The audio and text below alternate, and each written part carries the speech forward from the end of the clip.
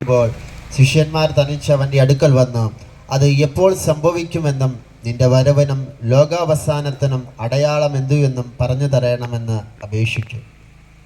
നോഹയുടെ കാലം പോലെ തന്നെ മനുഷ്യപുത്രൻ്റെ വരവും ആകും. ഈ വചനഭാഗത്തിൽ ആദ്യമായി നമ്മൾ വായിച്ചു കേട്ടത് ഇന്നേക്ക് 2000 വർഷങ്ങൾക്കപ്പുറത്ത് ഈ ഭൂമിയിൽ ജീവിച്ചിരുന്ന ഒരു കൂട്ടം ചെറുപ്പക്കാരുടെ ഹൃദയത്തിനകത്ത് ഉരുത്തിരിഞ്ഞ ഒരു ചോദ്യമാണ്. നമുക്കറിയാം, ഈ ലോകത്തിൻ്റെ പ്രത്യേകത ധാരാളം ചോദ്യം ചോദിക്കുന്ന ആളുകളുണ്ട്. ഈ സുവിശേഷ യോഗം ഇവിടെ പ്രിയപ്പെട്ടവർ സംഘടിപ്പിച്ചിരിക്കുമ്പോൾ തന്നെ ഇങ്ങനൊരു യോഗത്തിൻ്റെ ആവശ്യകത എന്ത് എന്ന് ചിന്തിക്കുന്നവരുണ്ടാകാം. വിശുദ്ധ ബൈബിളിലെ തിരുവെഴുത്തുകൾ ഉച്ചഭാഷണിയിലൂടെ അഭിഷക്തരായ ദൈവദാസന്മാർ വിളിച്ചു പറയുമ്പോൾ ഈ ദേശത്തിന് ഈ വചനത്തിൻ്റെ ആവശ്യകത എന്ത്, ഇവിടെ പുറപ്പെടുന്ന വചനം കൊണ്ടും ഗാനങ്ങൾ കൊണ്ടും ഈ ദേശത്തിനുണ്ടാകുവാൻ പോകുന്ന ഗുണമെന്ത് എന്നൊക്കെ ധാരാളം ചോദ്യങ്ങൾ നിങ്ങളുടെയൊക്കെ ഹൃദയത്തിലൂടെ ഉരുത്തിരിഞ്ഞ് മുന്നോട്ട് പോകുവാൻ സാധ്യതയുണ്ട്. വിശുദ്ധ ബൈബിളിൻ്റെ ഒരു പ്രത്യേകത 3204 ചോദ്യങ്ങൾ അടങ്ങുന്ന ഒരു പുസ്തകമാണ് വിശുദ്ധ ബൈബിൾ. ഒന്നുകൂടെ പറഞ്ഞാൽ വളരെ പ്രസക്തമായ നാം അറിഞ്ഞിരിക്കേണ്ട ചോദ്യങ്ങളും ഉത്തരങ്ങളും ഒക്കെ അടങ്ങിയിരിക്കുന്ന അനുഗ്രഹിക്കപ്പെട്ട ഒരു ഗ്രന്ഥത്തിൽ നിന്നൊരു വചനഭാഗമാണ് ഇന്ന് രാത്രി ഇവിടെ വായിച്ചു കേൾക്കുവാൻ ഇടയായിത്തീർന്നത്. ഇവിടെ ഇരിക്കുന്ന ദൈവമക്കളോട് ഞാൻ ചോദിക്കട്ടെ, നമ്മുടെ ജീവിതത്തിൽ കഴിഞ്ഞ കാലങ്ങളിൽ ഉരുത്തിരിഞ്ഞു വന്ന ഒരുപാട് ചോദ്യങ്ങൾക്ക് സർവശക്തനായ ദൈവം ഉത്തരം നൽകിയത് കൊണ്ടാണ് ഇന്ന് രാത്രിയിൽ സന്തോഷത്തോടെ ദൈവത്തെ ആരാധിക്കുവാൻ കഴിയുന്നെന്ന് ബോധ്യമുള്ള എത്ര ദൈവമക്കൾ ഇവിടെ ഇരിക്കുന്നുണ്ട്. ഇന്ന് രാത്രിയിൽ നിങ്ങളുടെ ഹൃദയത്തിൽ ഉയർന്നു വരുന്ന ചോദ്യങ്ങൾക്ക് ഉത്തരം നൽകുവാൻ എൻ്റെ കർത്താവ് വിശ്വസ്തനായ ദൈവമാണ്. എന്നാൽ പല ആളുകൾക്കും ആരോട് ചോദിക്കണമെന്നറിയില്ല. ജീവിതത്തിലൊരു ചോദ്യമുണ്ടായാൽ, ജീവിതത്തിലൊരു ആവശ്യം വന്നാൽ, ജീവിതത്തിലൊരു പ്രതിസന്ധി വന്നാൽ ആരോട് ചോദിക്കണമെന്നറിയില്ല, എങ്ങോട്ട് പോകണമെന്നറിയില്ല. ജീവിതത്തിൽ ദിശാബോധം നഷ്ടപ്പെട്ട് എങ്ങോട്ടും ഓടുവാൻ വെമ്പി നിൽക്കുന്ന ഒരു കൂട്ടം സമൂഹത്തിന്റെ മധ്യത്തിൽ ഇന്ന് രാത്രി ഞങ്ങൾക്ക് സന്തോഷത്തോടെ പറയുവാൻ കഴിയും, മനുഷ്യന്റെ മനസ്സിൽ ഉയരുന്ന എല്ലാ ചോദ്യങ്ങൾക്കും ഉത്തരം നൽകുവാൻ കഴിയുന്ന ഒരു പുസ്തകമുണ്ടെങ്കിൽ, അല്ല ഏക പുസ്തകമുണ്ടെങ്കിൽ ഇന്ന് രാത്രിയിൽ ഞങ്ങൾ ഉയർത്തുന്ന വിശുദ്ധ ബൈബിൾ മാത്രമാണ്. അതുകൊണ്ട് പ്രിയപ്പെട്ടവരെ, തുടർന്നുള്ള നിമിഷങ്ങളിൽ നിങ്ങളുടെ ചോദ്യങ്ങളിൽ, നിങ്ങളുടെ ഹൃദയങ്ങളിൽ ഉരുത്തിരിയുന്ന അനേക ചോദ്യങ്ങൾക്ക് ഉത്തരം നൽകുവാൻ കഴിവുള്ള ഒരു പുസ്തകമാണ് വിശുദ്ധ ബൈബിൾ എന്ന നിലയിൽ ഇന്ന് രാത്രി ഞങ്ങൾ വിശ്വസിക്കുന്നു. തീർച്ചയായും നിങ്ങളുടെ ഹൃദയത്തിൽ ചോദ്യങ്ങൾ ഉയരണം, അതിനുത്തരം നൽകുവാൻ ജീവിക്കുന്ന ഒരു ദൈവമുണ്ട്.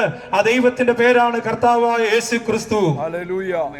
ഇവിടെ ഒരു കൂട്ടം ചെറുപ്പക്കാരുടെ മനസ്സിൽ ഉരുത്തിരുന്ന ഒരു ചോദ്യം, 2 ചോദ്യങ്ങൾ അടങ്ങുന്ന ഒരു ചോദ്യം.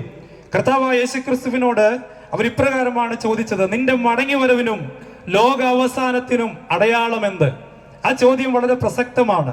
ഈ സന്ദേശം ഞാനിവിടെ പറഞ്ഞു തുടങ്ങുമ്പോൾ തന്നെ നിങ്ങൾക്കൊരു സംശയം തോന്നാം, എന്തേ ചോദ്യങ്ങളുമായി ഞങ്ങൾ വിശുദ്ധ ബൈബിളിനെ സമീപിക്കണം?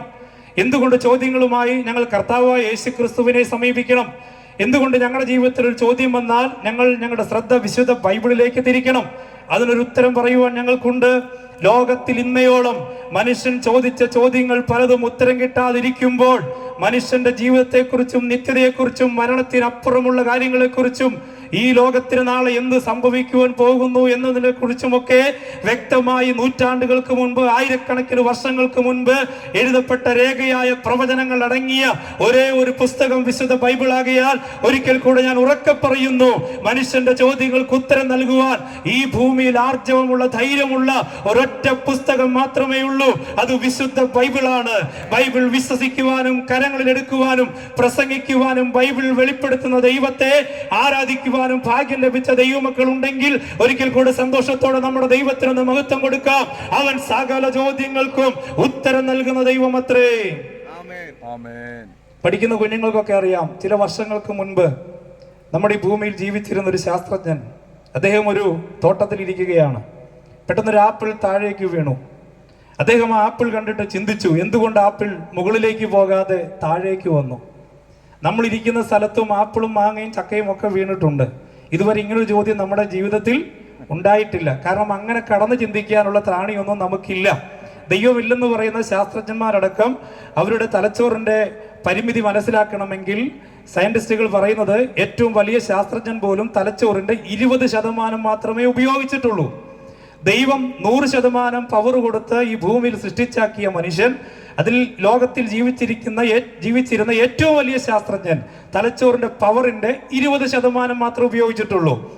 അതിനെങ്ങനെ മനസ്സിലാക്കുന്ന ഭാഷയിൽ ഞാൻ പറയാം. ആ ശാസ്ത്രജ്ഞന്റെ തലച്ചോറും എൻ്റെ തലച്ചോറും വിപണിയിൽ വിൽക്കുവാൻ വെച്ചാൽ എൻ്റെ തലച്ചോറിനായിരിക്കും കൂടുതൽ വില കിട്ടുക. നിങ്ങൾ ചോദിക്കും എന്തുകൊണ്ട്? ഉത്തരം ഞാൻ പറയാം. തീരെ കുറച്ച് മാത്രമേ ഞാൻ ഉപയോഗിച്ചിട്ടുള്ളൂ, അല്ലേ? ഉപയോഗം കൂടുന്ന വണ്ടികൾക്ക് വില കുറയും, ഉപയോഗം കൂടിയ വീടുകൾക്ക് വില കുറയും. അങ്ങനെയാണെങ്കിൽ എൻ്റെ തലച്ചോറൊക്കെ എത്രമാത്രം ഉപയോഗിച്ചുവെന്ന് ഞാൻ അന്താളിപ്പോലെ ചിന്തിച്ചു പോയിട്ടുണ്ട്. കാരണം ഇന്ന് വരെ കാണാതെ പോയ പേന പോലും കണ്ടുപിടിക്കുവാൻ നമുക്ക് കഴിയുന്നില്ല. പക്ഷേ എത്രയോ ശാസ്ത്രജ്ഞന്മാർ എന്തെല്ലാം കണ്ടുപിടുത്തങ്ങൾ ഈ ലോകത്തിൽ നടത്തിയിട്ടുണ്ട്. അപ്പോൾ ദൈവമില്ലെന്ന് പറയുന്നവർ പോലും 20% മാത്രമേ തലച്ചോറിന്റെ പവർ ഉപയോഗിച്ചിട്ടുള്ളെങ്കിൽ ഇത്രമാത്രം കണ്ടുപിടുത്തങ്ങൾ നടത്തുവാൻ മനുഷ്യന്റെ മസ്തിഷ്കത്തിനകത്ത് പവർ നൽകിയ ഒരു ദൈവമുണ്ട്. ആ തലച്ചോറ് ഉപയോഗിച്ച് ദൈവമില്ല എന്ന് ചിന്തിക്കുന്നതിനേക്കാൾ നല്ലതാണ് ഇത്രമാത്രം സൗഭാഗ്യകരമായ ഒരു ജീവിതം ഈ ഭൂമിയിൽ ദൈവം എനിക്ക് തന്നതോർത്ത് ദൈവത്തെ സ്തുതിക്കുവാൻ മനസ്സ് വെക്കുന്നതാണ് ഈ ലോകത്തിലെ ഏറ്റവും വലിയ ഭാഗ്യം എന്ന് പറയുന്നത്. അതിനോട് ചേർന്ന് ഒന്ന് രണ്ട് കാര്യം കൂടെ ഞാൻ പറയാം.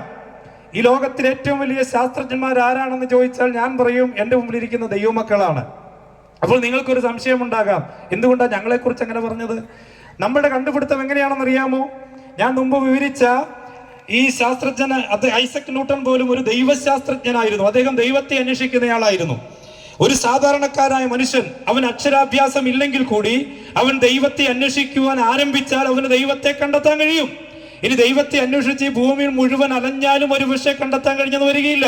കാരണം യേശുദാസ് പാടിയില്ലേ, ഈശ്വരനെ തേടി ഞാൻ അലഞ്ഞു, അല്ലെ? എവിടെല്ലാം അലയുന്നു മനുഷ്യൻ. എന്നാൽ ഇവിടെ ഇരിക്കുന്ന ദൈവമക്കൾ വിശുദ്ധ ബൈബിളിൽ നിന്നും ദൈവത്തെ കണ്ടെത്തി. എങ്ങനെ കണ്ടെത്തി? ബൈബിൾ പറയുന്നു, സ്വർഗം തന്റെ സിംഹാസനവും ഭൂമി തന്റെ പാദപീഠവും. സ്വർഗം എവിടാ? ഈ കാണുന്ന ആകാശത്തിനപ്പുറത്ത് സിംഹാസനമിട്ട് വാഴുന്ന ഒരു ദൈവമുണ്ട്.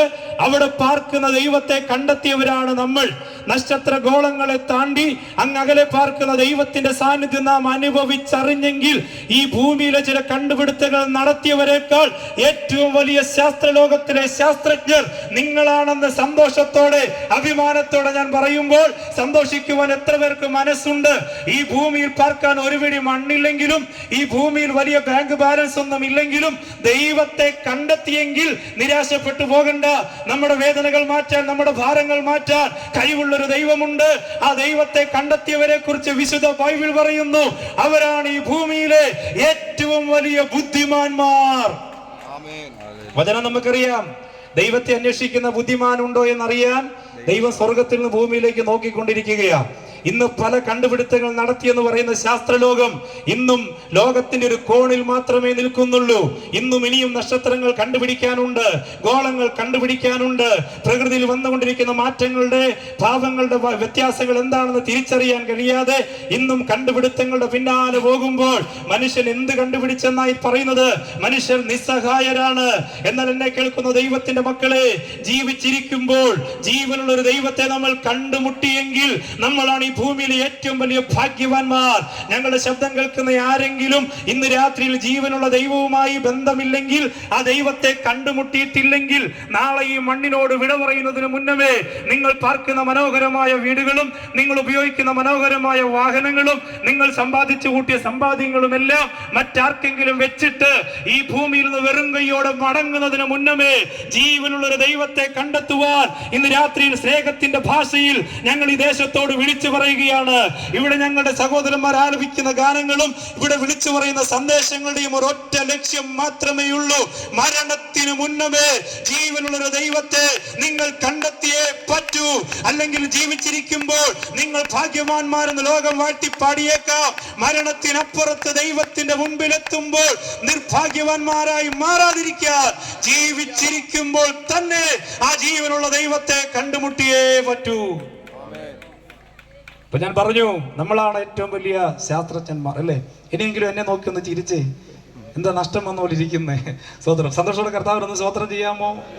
ഇനി അടുത്തൊരു കാര്യം, ഈ ഭൂമിയിൽ ഏറ്റവും വലിയ പണക്കാരാരാ? നമ്മുടെ മനസ്സിൽ ഇപ്പൊ ഒത്തിരി പേരുകൾ വന്നു. ഞാൻ പറയാം, നിങ്ങളാ. ചുറ്റുമുള്ള ആളുകൾ കേൾക്കണേ, എന്തുകൊണ്ട് ഞങ്ങൾ അങ്ങനെ ചിന്തിക്കുന്നു എന്ന് ഞാൻ പറയാം. ഇവിടെ ഇരിക്കുന്ന എത്ര ദൈവമക്കൾക്ക് ഉറപ്പുണ്ട് നമ്മുടെ കർത്താവ് ഉയരത്തിൽ നമുക്കൊരു വീട് പണിയുന്നുണ്ടെന്ന്? ഉറപ്പുള്ളൊരു കർത്താവിന് സ്വതന്ത്രം ചെയ്യാമോ?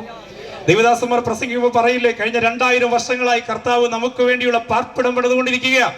2000 വർഷം കൊണ്ട് വീട് പണിത ആരെങ്കിലും ഇവിടെ ഇരിപ്പുണ്ടോ? ഇല്ല.